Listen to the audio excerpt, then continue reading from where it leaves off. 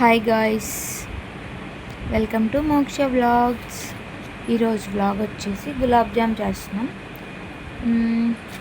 Gulab jam process చెప్పాల్సిన అవసరం లేదు, అందరికీ తెలుసు. ఈ గులాబ్ జామ్ ఎందుకు చేస్తున్నామంటే ఈ వీడియో వచ్చేసి మా పాప బర్త్డే ముందు రోజు, బర్త్డేకి స్వీట్ చేయాలి కదా.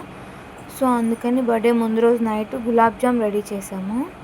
మార్నింగ్ బాగుంటుందని చెప్పారు అత్తయ్య, అందుకని.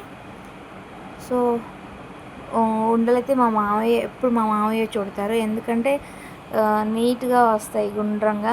మేము చేస్తాం నీట్గానే, కానీ బట్ అవి నేతిలో వేయించుతున్నప్పుడు నెర్రలా వస్తాయి. ఎందుకు వస్తాయో కూడా తెలీదు.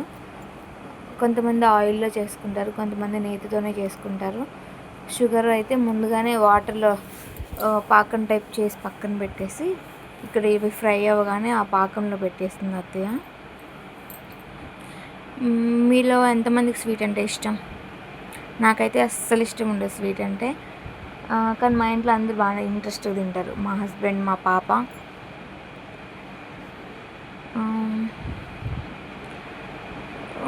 నాకైతే ఎక్కువ చిన్నప్పటి నుంచి కూడా స్ట్రీట్ ఫుడ్ కొంచెం స్పైసీగా తీసుకోవడం అలానే ఎక్కువ ఇంట్రెస్ట్. మా హస్బెండ్ ఇక్కడ ఎలా ఉన్నాయో టేస్ట్ చేసి చెప్పు అంటే ఎక్స్ప్రెషన్స్ పెడుతున్నారు చూడండి. అలా ఎందుకు నార్మల్గా తిని చెప్పొచ్చు కదండి. ఇప్పుడు అందరు వీడియోస్లో అలాగే చెప్తున్నారు కదా, నేను కూడా అలాగే చెప్తాను, ఇలాగే చెప్పాలమ్మా అంటున్నాడు. సార్ అదండి.